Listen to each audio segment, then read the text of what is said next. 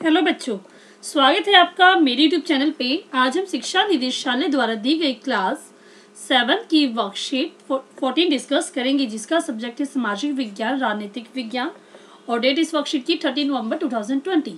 यहाँ पर आप अपना नाम लिखेंगे बच्चों, यहाँ पर आप अपने कक्षा अध्यापक का नाम लिखेंगे। तो बच्चों, वर्कशीट को स्टार्ट करने से पहले जल्दी से मेरे YouTube channel Rishabh computer classes को सब्सक्राइब कर दीजिए बच्चों, ताकि जब भी मैं नई वीडियो डालूँ उसका नोटिफिकेशन आपको तभी मिल जाए। तो देखते हैं आज की वर्कशीट में हम पढ़ेंगे समानता के बारे में बच्चों। तो समानता देखते हैं। तो ये आपको किसकी पिक्चर दिखाई दी है? यहाँ पे B.R. अम्बेडकर जी की। Doctor B.R. अम्बेडकर। अपने आत्मसम्मान को दांव पर लगाकर जीवित रहना अशोभनीय है।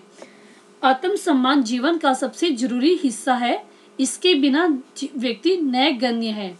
आत्मसम्मान के साथ जीवन बिताने के लिए व्यक्ति को कठिनाइयों पर विजय प्राप्त करनी होती है।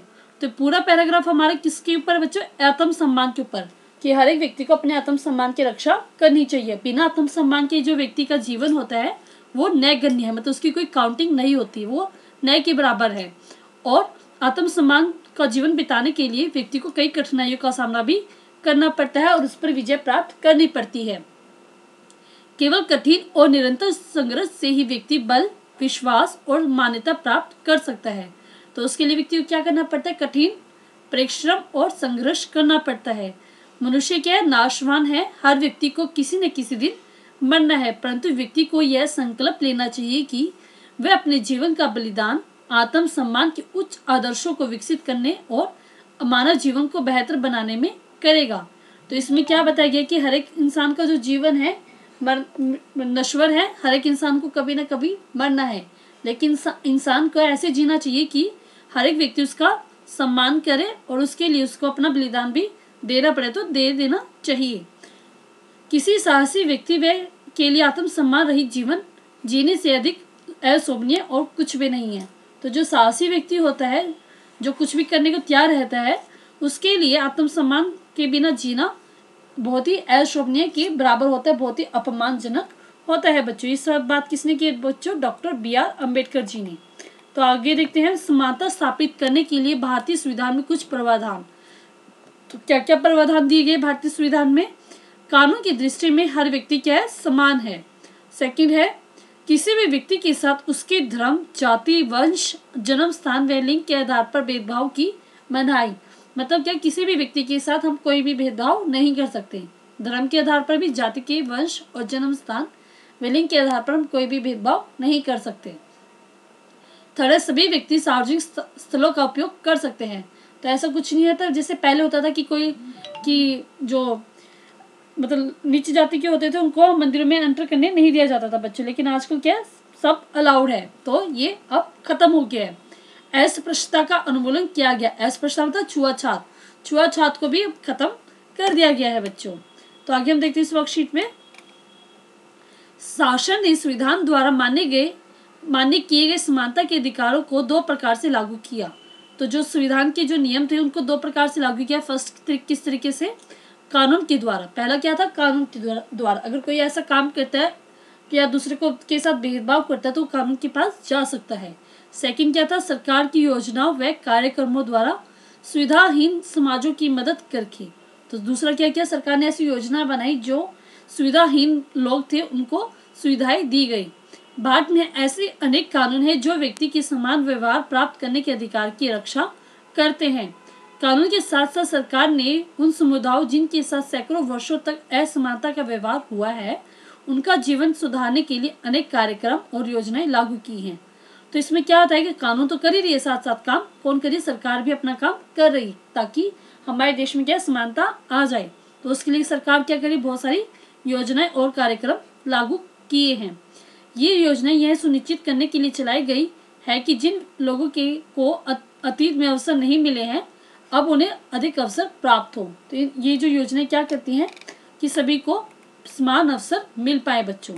तो आगे देखते हैं, मध्याह्न भोजन की व्यवस्था, जिसको आप बोलते हैं ना मिड डे मील, जो स्कूल में बढ़ता है बच्चों, उसको बोलते हैं मिड डे मील या हिंदी में मध्याह्न भोजन। इस कार्यक्रम के अंतर्गत सभी सरकारी प्राथमिक स्कूलों के बच्चों को दोपहर का भोजन स्कूलों द्वारा दिया जाता है। यह योजना भारत में सर्वप्रथम तमिलनाडु राज्य में प्रारंभ की गई थी। तो आपको ये पता होना चाहिए जो मिड डे मील है सबसे पहले कहाँ स्टार्ट हुआ था बच्चों, तमिलनाडु में। और 2001 में उच्चतम न्यायालय ने सभी राज्य सरकारों को इसे अपने स्कूलों में 6 माह के अंदर आरंभ करने के निर्देश दिए थे। तो इसको आरंभ करने का निर्देश किसने दिए थे बच्चों, उच्चतम न्यायालय ने दिए थे, ताकि सभी स्कूलों में मिड डे मील बढ़ जाए। इस कार्यक्रम के काफी सकारात्मक प्रभाव हुए। उदाहरण के लिए दोपहर का भोजन मिलने के कारण गरीब बच्चों ने अधिक संख्या में स्कूल में प्रवेश लेना और नियमित रूप से स्कूलों में जाना शुरू कर दिया। अब क्या हुआ, जो गरीब बच्चे थे वो भोजन के लिए अब क्या हुआ, उनको लगा कि भोजन भी मिलेगा, उनकी पढ़ाई भी हो जाएगी। तो इस चक्कर में वो स्कूल में आने लगे और उनको अब स्कूल में जाना स्टार्ट कर दिया बच्चों ने। शिक्षक बताते हैं कि पहले बच्चे खाना खाने घर जाते थे और फिर वापसी स्कूल लौटते ही नहीं थे, परंतु अब जब मध्याह्न भोजन स्कूलों में मिलने लगा उनकी उपस्थिति में सुधार आया है। इस कार्यक्रम से जातिगत पूर्वाग्रह को कम करने में भी सहायता मिली है। तो ये जो मिड डे मील स्टार्ट किया था सरकार ने, इससे क्या हुआ, हमें असमानता को दूर करने में बहुत ज़्यादा मदद मिली थी बच्चों। आगे देखते हैं। यद्यपि लोग ये मानते हैं कि भेदभाव को व्यवहार कानून के विरुद्ध है, फिर भी वे जाति, धर्म, दिव्यांगता, आर्थिक स्थिति और लिंग के आधार पर लोगों में असमानता का व्यवहार करते हैं। ये बात सच है कि देखो बहुत सरकार ने क्या है, भेदभाव को खत्म करने के बहुत सारे उपाय किए हैं, लेकिन फिर भी कुछ ऐसे लोग होते हैं जो एक जाति के आधार पर एक दूसरे से भेदभाव करते हैं, धर्म के आधार पर करते हैं, दिव्यांगता के आधार पर करते हैं। मान लो कोई बच्चा देख नहीं सकता है, कुछ बोल नहीं पाता, तो उसके साथ क्या किया जाता है, भेदभाव किया जाता है, जो कि बहुत गलत है। सभी व्यक्ति क्या है, सभी व्यक्ति समान है। वर्तमान दृष्टिकोण को बदलना तभी संभव है जब लोग ये विश्वास करने लगे कि कोई भी व्यक्ति कमतर नहीं है। ये कब संभव है, जब हम ये माने कि कोई भी व्यक्ति हमसे कम नहीं है, सब हमारे बराबर हैं और हर व्यक्ति सम्मानजनक व्यवहार का अधिकारी है और सबको क्या है, सम्मान चाहिए। प्रजातंत्रीय समाज में समानता स्थापित करना एक सतत संघर्ष है जिसमें व्यक्तियों और विभिन्न समाजों का योगदान सहयोग देना है। तो इसमें क्या बताएगी कि जो हमारा प्रजातंत्र है उसमें क्या समानता स्थापित करना एक बहुत बड़ा चैलेंज है। ठीक है, उसमें किसको, हर एक व्यक्ति को और समाज को सहयोग देना बहुत जरूरी है, तभी क्या हमारे देश में समानता आ पाएगी बच्चों। तो इसके लिए आप भी बहुत मेहनत करें और सबको अपने बराबर ही माने, तभी ये हमारे देश में समानता आ पाएगी बच्चों। अब हम कहते हैं इस वर्कशीट के क्वेश्चन आंसर। फर्स्ट क्वेश्चन है, समानता के लिए भारतीय संविधान में किए गए प्रावधानों का उल्लेख कीजिए। तो भारतीय संविधान में कौन कौन से प्रावधान दिए गए हम देखते हैं। भारतीय संविधान में हमारे यहाँ पे 4 प्रावधान दिए गए हैं। तो ये आपको हेडिंग से डालना। फर्स्ट हेडिंग आप डालोगे कानून की दृष्टि में हर व्यक्ति समान है, सेकंड ये, थर्ड ये और ये फोर्थ, चारों आपको लिखने हैं। तो ये आपके चारों क्या हो जाएंगे, क्वेश्चन नंबर फर्स्ट का आंसर हो जाएगा बच्चों। तो नेक्स्ट क्वेश्चन हम देखते हैं इस वर्कशीट का। मध्याह्न भोजन व्यवस्था किस प्रकार समानता लाने में सहायक हुई, वर्णन कीजिए। जो मिड डे मील है उससे कैसे हमने समानता लाने में मदद मिली, देखते हैं। मध्याह्न भोजन प्रणाली समानता को बढ़ावा देती है। कैसे बढ़ावा देती है, क्योंकि यह जातिगत पक्षपात को कम करने में मदद करती है, क्योंकि उच्च और निम्न दोनों जाति के बच्चे या छात्र एक साथ भोजन करने के लिए उपयोग करते हैं। तो इसमें क्या होता है, उच्च और निम्न जाति के दोनों के बच्चे क्या एक साथ भोजन करते हैं, ये कहा देना तो भोजन करते हैं बच्चों। और कुछ स्थानों पर दलित महिलाओं को भोजन पकाने के लिए नियुक्त किया जाता है। और आपने जो महिलाएं होती है वो भी क्या होती है, दलित। इससे क्या है, लोगों में जो भेदभाव था कि वो खत्म हो गया है। ठीक है, तो ये इस प्रकार मध्याह्न भोजन प्रणाली ने समानता लाने में मदद की है बच्चों। नेक्स्ट है, समाज में समानता स्थापित करने के लिए कुछ उपाय बताइए। अब आपको कुछ उपाय बताने हैं जिससे हम अपने समाज में समानता ला सकते हैं। तो देखते हैं, जैसे कि हम देखते हैं बाल विवाह और यौन उत्पीड़न को रोके।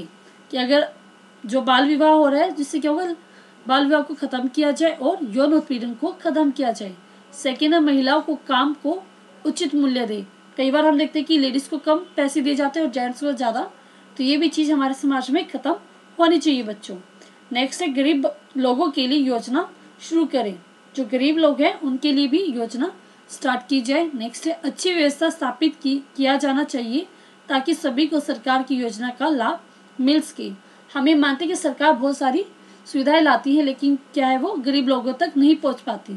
तो उसके लिए क्या की जाए, अच्छी व्यवस्था स्थापित की जाए ताकि जो सरकार की योजनाएं हैं उसका लाभ सभी को मिल पाए बच्चों। तो पूरी वर्कशीट बच्चों हमारे कंप्लीट हो गई है। अगर आपको ये वर्कशीट समझ में आई, अच्छी लगी है, तो इस वीडियो के लिए लाइक जरूर कीजिएगा बच्चों, दोस्तों के साथ शेयर जरूर कीजिएगा और मेरे YouTube channel Rishabh computer classes को सब्सक्राइब करना ना भूलें बच्चों। और अच्छे से अपनी दिवाली बनाना। हैप्पी दिवाली मेरी तरफ से सब बच्चों को आपको। और अपनी वर्कशीट को कंप्लीट कर लीजिए जल्दी से, ताकि आप अपनी दिवाली अच्छे से बना पाए बच्चों। हैप्पी दिवाली।